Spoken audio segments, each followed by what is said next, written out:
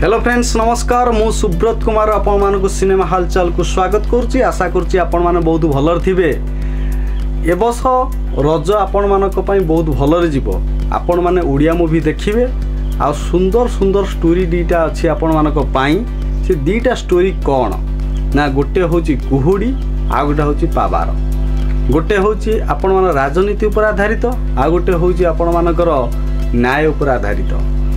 ताले क्यों मूवी को आपण माने प्रथमे देखिबा के कमेंट करूँ तापर आम डिस्कसन करिबा जे मूवी रे कौन अच्छी कौन ना।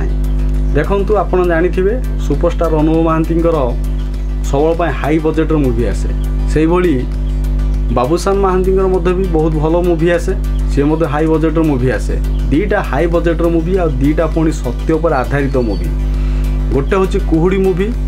गोटे कुहुडी मूवी कौन अच्छी ना आम बर्तमान देखी था कुहुडी आगपटा देखिपार पछपटा देखिपार ना। सबू लोक मानू आगटा देखा जाए पछटा देखा जाए ना। कुहुडीर आगपटे कौन हो देखिपर ता पछपटर प्रकृत कौन अच्छे आम जानीपारू ना।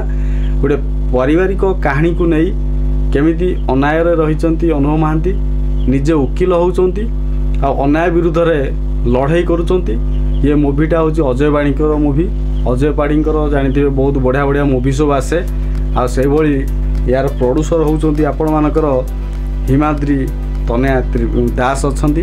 ठीक से पाबार मूवी जो आसूची पाबार मूवी हूँ कौन इलेक्शन माने बाबूसान महांती निजे होती गोटे सरपंच केमिति लोक मानू आशा भरसा देकरी ता पूर्ण करने सत चेष्टा करुँच ता मूवी रे उल्लेख कराई।